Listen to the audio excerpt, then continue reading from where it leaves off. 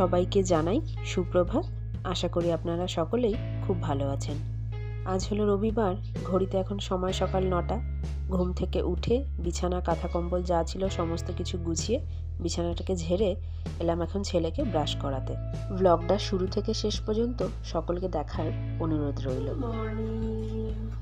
অন্যান্য রবিবারগুলোর থেকে আজকে রবিবারটা জানেন তো আমাদের সকলের কাছেই কিন্তু একটু অন্যরকম। গোটা সপ্তাহ ধরে অপেক্ষা চলে কবে এই রবিবারটা আসবে, কবে একটুখানি দেরিতে ঘুম থেকে উঠবো, আর তাছাড়া কাজকর্মগুলোও একটু ধীরে সুস্থে করব। কিন্তু এবার থেকে জানেন তো এই সাপ্তাহিক অপেক্ষাটার প্রয়োজন এখন থেকে বোধহয় বেশ কিছুদিনের জন্য বন্ধই থাকবে। প্রতিদিনই সকালবেলাতে এক সসপ্যান করে গরম জল করে রাখি আর এই থার্মাসটার মধ্যে ভরে রেখে দিই। সারাদিনে যদি খাওয়া হয় তাহলে একটু করে খাওয়া হয়, আর নয়তো বাকি জলটা দিয়ে রান্নাবান্নাই করা হয়। এখন যেহেতু খুব একটা ঠান্ডা নেই তাই গরম জল খুব একটা খাওয়া হয় না। এখন যাব ছেলেকে খাবার খাওয়াতে, একটু দুধ গরম করে নিয়েছি। আর এই যে এই মিউসলিটা আছে এটার মধ্যে কিন্তু অনেক কিছুই মেশানো থাকে, তো মাঝে মধ্যে ছেলেকে এটা দিই ব্রেকফাস্টে। আর তার সাথে দিয়ে দেবো একটা সিঙ্গাপুরি কলা। আর বড়দের জন্যও কিন্তু এটা ভীষণই হেলদি একটা ব্রেকফাস্ট, যদিও বা আমাদের খাওয়া হয় না, ছেলের জন্যই আনা হয়, ওকেই মাঝে মধ্যে একটু আধটু করে দিয়ে দিই। ওদিকে ছেলেকে খাওয়াতে যাব তার আগে ভাবলাম একবারে চায়ের জলটাও বসিয়ে যায়। চাটা হতে হতে ছেলেকেও খাওয়ানো হয়ে যাবে, তারপরে দুজন মিলে বসে আমরাও একটুখানি চায়ে চুমুক দিতে দিতে দুটো কথা বলবো। রঙিন যেই কাপগুলো ছিল আগের দিনে বাসন মাজতে গিয়ে একটা হাত থেকে স্লিপ করে আরেকটার উপর পড়ে গিয়ে দুটো কাপেরই হ্যান্ডেল ভেঙে গেছে, ওই জন্য এগুলোকে আবার আজকে সকালবেলাতেই বার করলাম। কাপ যখনই কিনি একসাথে 6টা করে কিনতাম, আর এই যে এখন ভাঙতে ভাঙতে সব কটা জোড়ারই 1 থেকে 2টো করে বেঁচে রয়েছে। চলুন এই কাপটা নিয়ে ওর বাবার কাছে যাই, আর তার সাথে কি ঘটেছিল সেটাও একটু আপনাদেরকে বলি। আজ নিয়ে প্রায় 3 দিন চলছে শ্রীহানের বাবার একটা অ্যাক্সিডেন্ট হয়ে গেছে। মানে রাতের বেলা ডিউটি করে ফিরছিল, ঠিক সেই সময়তেই একটা মোড় ঘুরতে গিয়ে স্কুটিটা স্কিড কেটে যায়, দিয়ে ওর বাবা পড়ে যায়, আর পড়ে গিয়ে রাইট সাইডের ক্ল্যাভিকালটা সেটা ফ্র্যাকচার হয়ে গেছে। মানে দেখবেন আমাদের গলার ঠিক নিচেই দুটো উঁচু উঁচু হাড় থাকে, সেটার মধ্যেই আর কি ডান দিকে যেটা থাকে সেটা ভেঙে একদম 2 টুকরো হয়ে গেছে। চলুন এবার গিয়ে ওর বাবাকে একটু ব্রেকফাস্ট দিয়ে আসি। 4টে পাউরুটিতে একটু পিনাট বাটার লাগিয়েছি, 2টো ডিম সেদ্ধ করে দিলাম, আর একটু কলা দিয়েছি। যদিও বা খেতে চাইছিল না, কিন্তু তাও জোর করে একটু দিচ্ছি।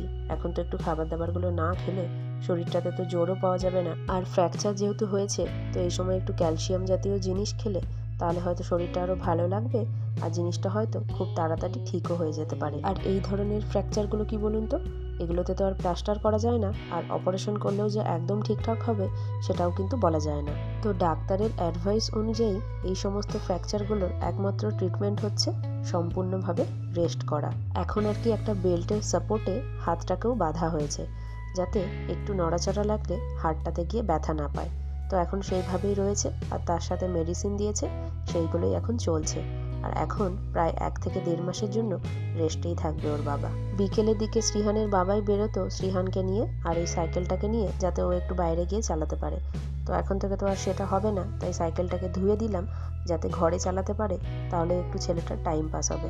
চলুন ওইদিকে জল গরমটা বসিয়ে দিয়েছি, আর এদিকে ব্রেকফাস্টের বাসনগুলো একটু ধুয়ে নিই, তারপরে যাব ছেলেকে স্নান করাতে। তার আগে ডালটাকে একটু বসিয়ে দিয়ে গেলাম, ওকে স্নান করাতে করাতে ডালটাও ততক্ষণ সেদ্ধ হয়ে যাবে। আর এখন যেহেতু শ্রীহানের বাবাও নিজে থেকে খুব একটা বেশি হাঁটাচলা করতে পারবে না, তাই জন্য ওর বাবাকেও সমস্ত কাজে আমাকেই সাহায্য করতে হবে, তাই কাজবাজগুলো আমাকেও একটু সময়ের আগেই সেরে ফেলতে হবে, যাতে ওর বাবাকে গিয়ে সমস্তটাই আমি করে দিতে পারি। চলুন বাইরে দেখছি এ সময় অনেকটা মেঘ করেও এসছে, সাইকেলটা ধুয়ে ছাদেই রেখে দিয়েছিলাম, বেশ ভালো মতনই শুকিয়ে গেছে। এটাকে এবার ঘরে দিয়ে দিচ্ছি, ছেলেটা তাহলে এখানে একটুখানি সাইকেলটা চালাতে পারবে। চলুন ও এখানে চালাক, আর গিয়ে আমি ঝটপট করে রান্নাবাড়ি সেরে ফেলি, তাড়াতাড়ি করে আবার খেতেও দেবো, ওষুধ খাবে।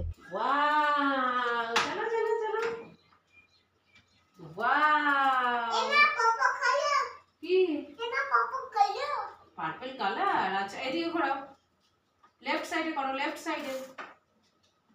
তুই তো রান্নাঘরে রেখে দিয়ে গেলি নাকি? আচ্ছা আবার আসো, পেছন দিকে পেছন দিকে।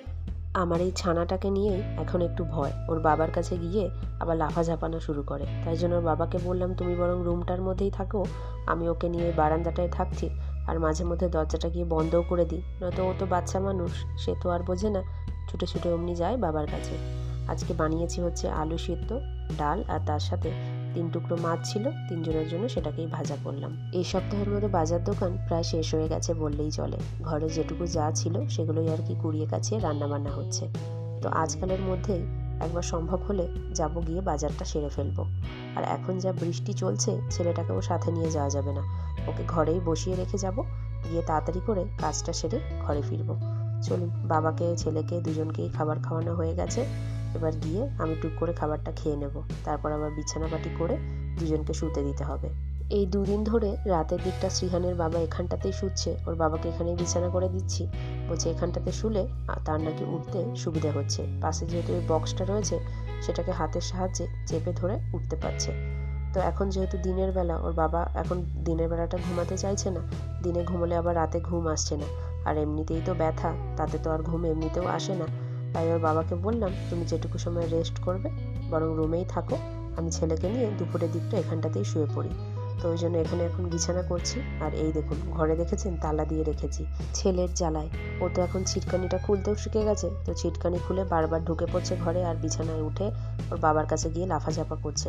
তাই ভাবলাম সেই সব রিস্ক নিয়ে আর লাভ নেই, ঘরটাতে বরং তালাই দিয়ে দিই, ওর থেকে ওর বাবাও সেফ থাকবে, আর এদিকে ছেলেকে নিয়েও আমি দিব্যি থাকবো। মানুষের যে কখন কি বিপদ আসে না, সত্যিই তা কেউ বলতে পারে না। এই যে ভালো মানুষটা দেখুন ঘর থেকে বেরোলো, আর এইরকম একটা কাণ্ড বাঁধিয়ে তবে ঘরে ফিরলো। আর বেটা ছেলে মানুষ তো, কাজ ছাড়া কতক্ষণই বা ঘরে থাকতে ভালো লাগে বলুন তো। এই 2 দিনেই যেন ওর বাবা একেবারে অস্থির হয়ে উঠেছে। এখন ভগবানের কাছে একটাই কামনা, কত তাড়াতাড়ি সুস্থ হয়ে আবার কাজের জায়গায় ফিরতে পারবে। আর তার সাথে আপনাদের সকলের আশীর্বাদও কিন্তু আমাদের একান্তই কাম্য।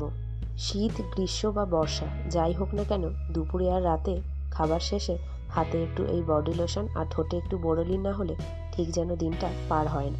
চলুন, ব্লগটাও তাহলে আজকে এখানেই শেষ করছি। ভালো লাগলে একটা করে লাইক, কমেন্ট, শেয়ার করবেন। তাহলে সকলেই ভালো থাকবেন, সুস্থ থাকবেন। খুব তাড়াতাড়ি দেখা হবে পরের আরেকটি নতুন ব্লগে।